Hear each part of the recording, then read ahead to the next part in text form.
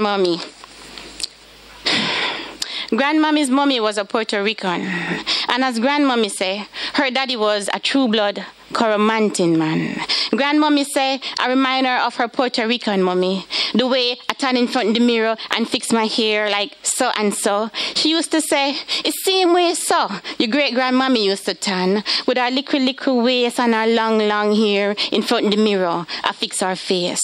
Grandmommy's mommy was a Puerto Rican, and as grandmommy say, her daddy was a true-blood Coromantin man. And when my grandmommy come from foreign, she sit and spin and pedal the sewing machine, make skirt and frock and blouse for your little Coromantin, quarter Chinese, Puerto Rican girl.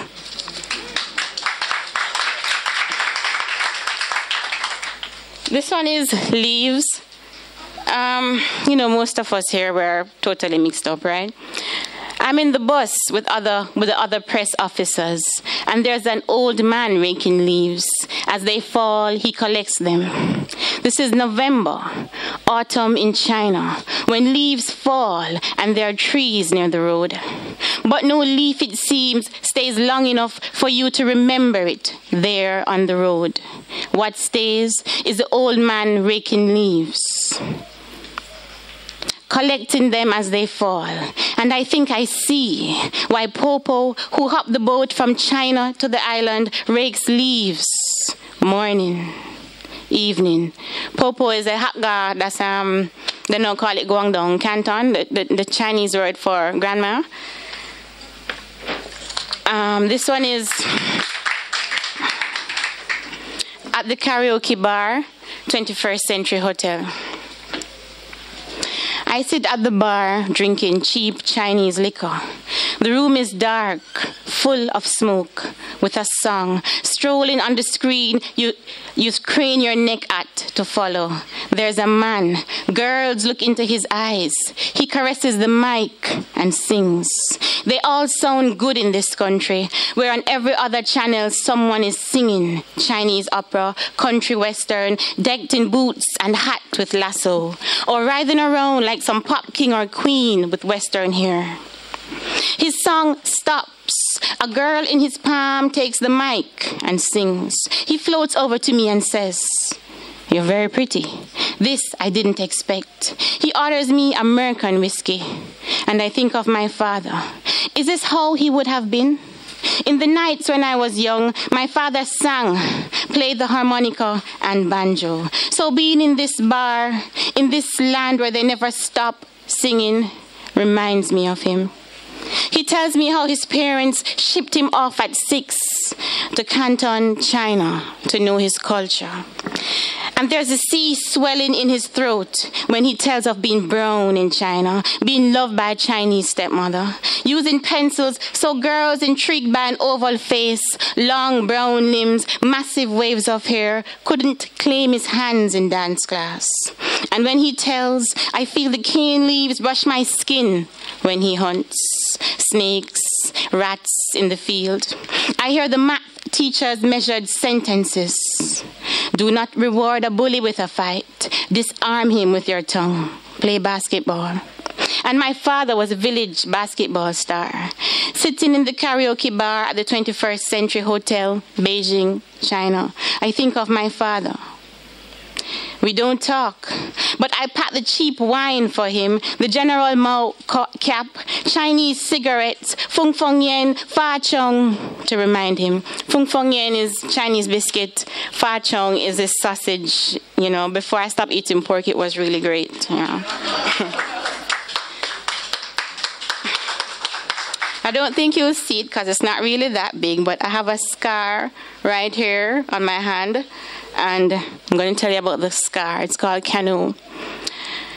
The scar on my hand is a tattoo of the western tip of Jamaica, when a tiny canoe was making its way across to the coastline, backdropped by a silhouette of forest, where coney, iguana, the spirit trees of guava thrive, and a tiny woman weaves a cotton hammock with a tiny and his canoe bearing heavy on her mind.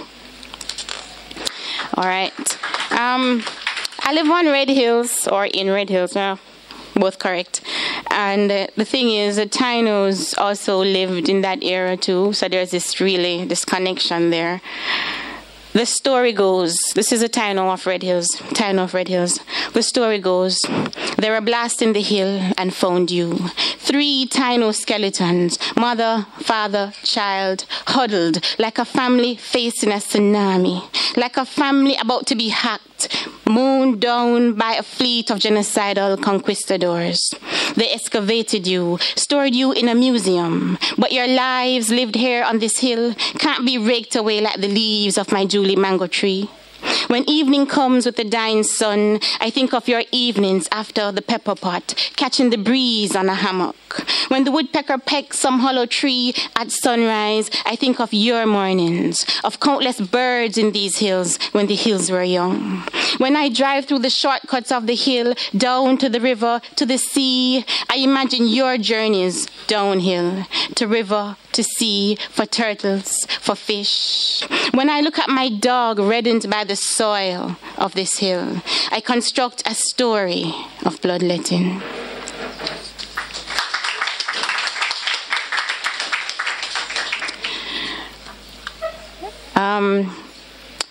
The Festival of Wild Orchid. What happened, Kayla? The Festival of Wild Orchid is the title poem, and it also explains the book. So I'll have the book up. It was death. It explains the cover. It was death. Riding the ocean in a tomb of bodies. So she howled an ancestor waking howl to her grandmother's spirit in the trees, who, stripped bare, begged the West Indies to fit her granddaughter with wild orchid leaves and the hardiness of a tree. A tree stands bare, naked, like the first African woman to stand on this island, with a swelling ocean for a tongue and a cry that stripped the trees of all the leaves. Mark it. It is a festival of wild orchid, and it's my festival, right?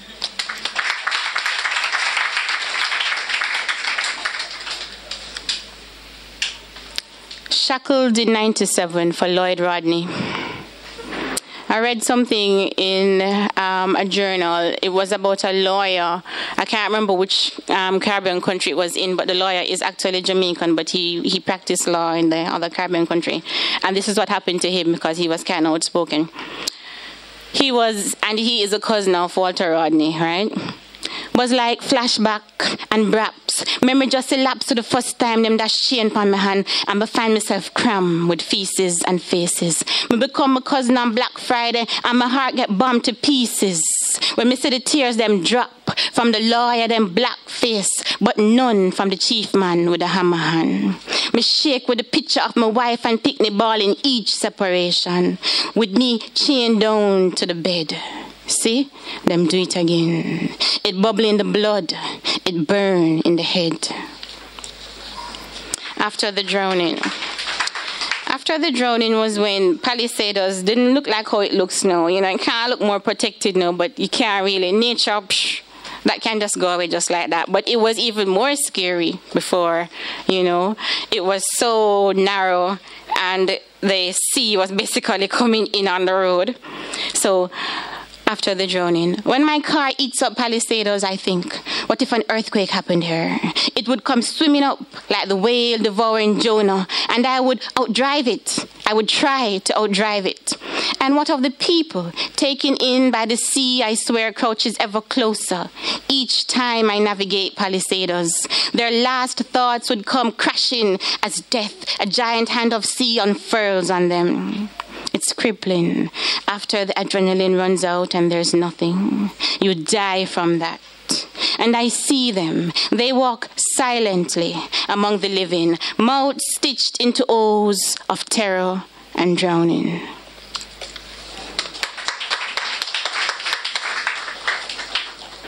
Scale. I scrape the knife over the skin of the dead fish, and scales fly off into the air, then fall like shells into the heap of leaves below. But they are not shells, they are layers, snippets of pictures that as I scale are set in motion like a reel. Each scale part of a scene. A Taino's blood draining down to the leaves. A bought African struck down to her knees. Each scale part of the ocean, of the sea that brought me here by the heap, scaling fish on this red hills.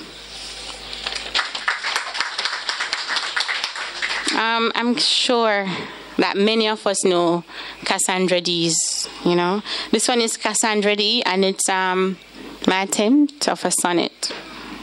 No, not a sonnet. A ballad. Sorry, a ballad is supposed to be a story, right? Cassandra D, 50-something, has transparent brown eyes, like those of a puss, searching you for any form of guise. She loves the river and the sea, follows up the Rasta creed, slaps dominoes in the lane in the night, nursing a stalk of weed. Sometimes she goes into herself, feeling around in the dark. When she emerges, she issues words like guns, like dogs that bark. You see, Cassandra D, with her typewriter, was teaching adults how to read in a crevice in her neighborhood where the mood is always need, and where she thought words could shed light on a gloomy election year. But one night, men thrashed her typewriter, paralyzed her with fear. And as they poked around in her space, they badgered, threatened her. If you keep one more meeting, we'll come back for you. You hear? And there were witnesses on the bed in the one-room tenement, a son from an uncle, and a girl, an adopted dependent. Cassandra D no longer lives in a tenement in the lane. Her dad, once lost, then found, now dead, bought a house to ease her pain. But she goes into herself sometimes, feeling around in the dark. When she emerges, she issues words like guns, like dogs that bark.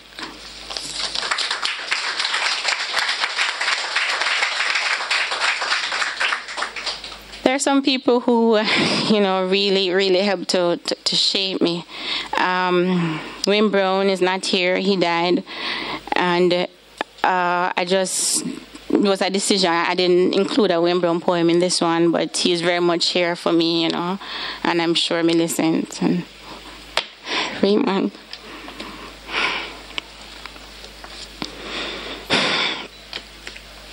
But it's not about Wim Brown.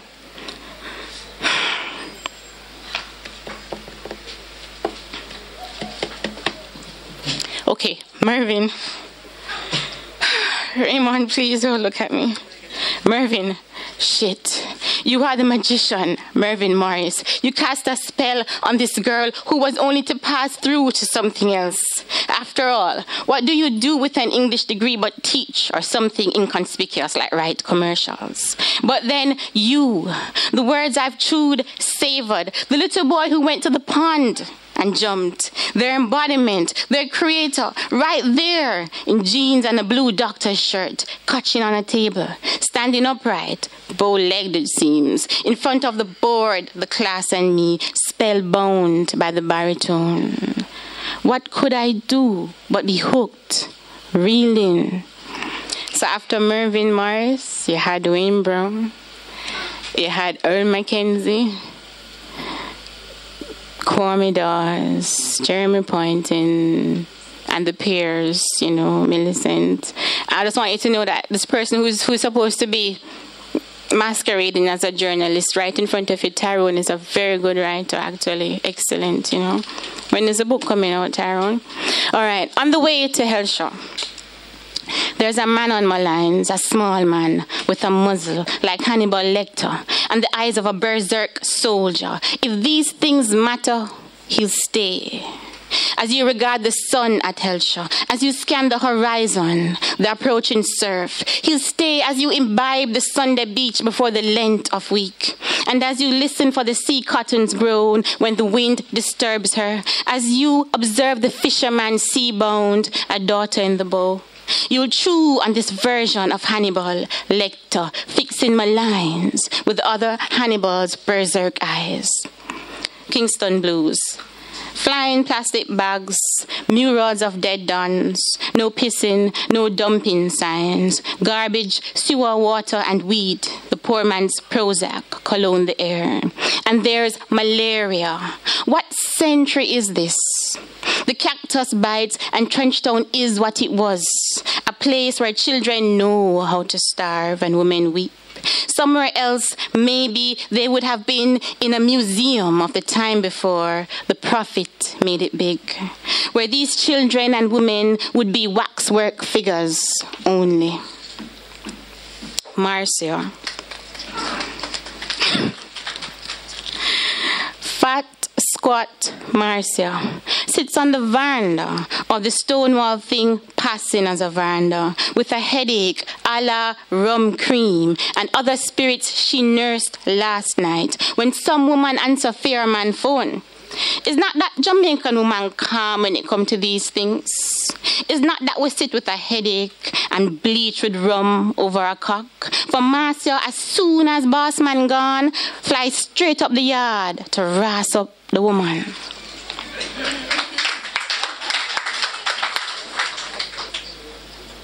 Immerse. My hands duck the gray and black dress 3 times into the water before I hold it and scrub it with the brush. In this moment, I am John, baptizing my dress, then religion, administering the ritual scritch, scritch, scritch to free it of any signs of the rubber dub I hanker after. In a smoldering room with boom boxes and a man pinned to this gray and black dress that when accessorized with pink snake skin belt, skirts, middle thigh. And these two. No sound but the waves, a key and its coconuts, a dark sea as warm as breath, black pebbles scuttling up, black pebbles washing back, and these two cradled by the tide in each other. No sound but the waves.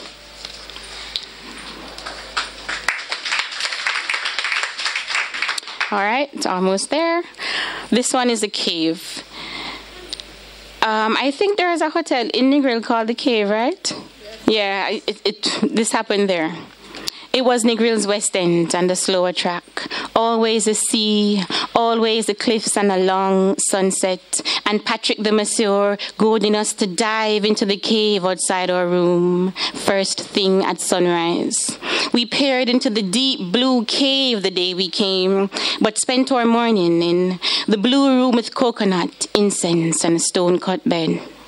Now, in memory, the blue of our room was like the sea that spread to the horizon, the blue canvas of the sky that turned gray when storms threatened, like this hurricane we're in, with no light, with only a radio, while outside the white wind crashes down the bananas, howling.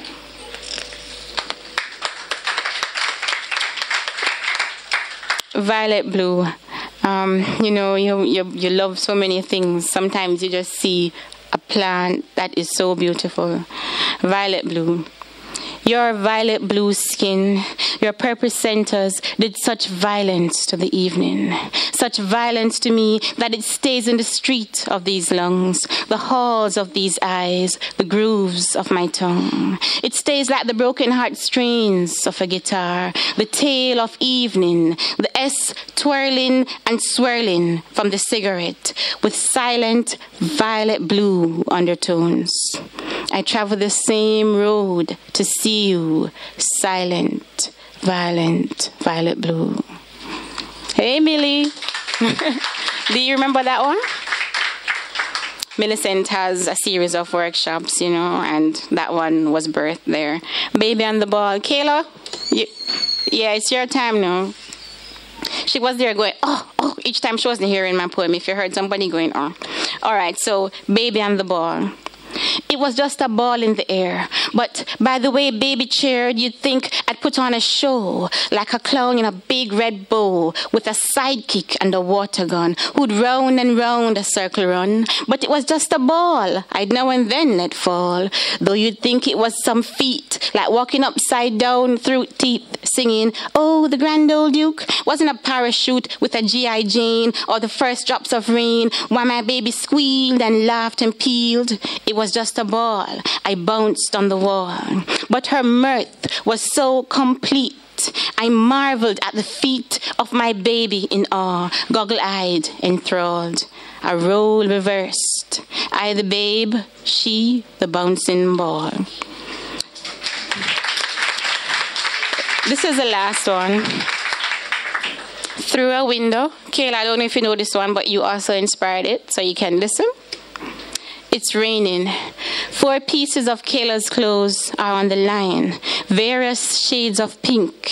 The tire swing glistens, and rain plays on the green slide.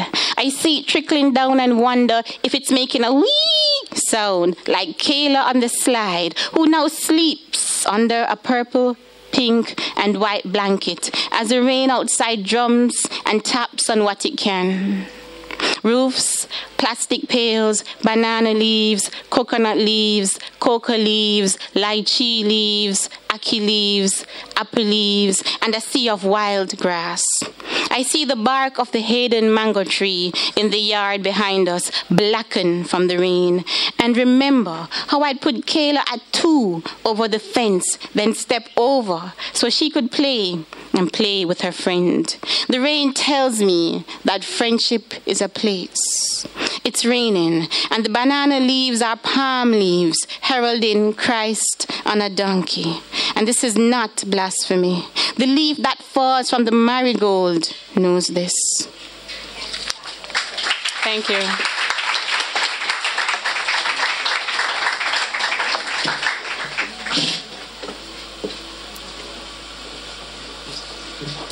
Thank you, Ann-Margaret, and she gets her reward from her daughter. Beautiful.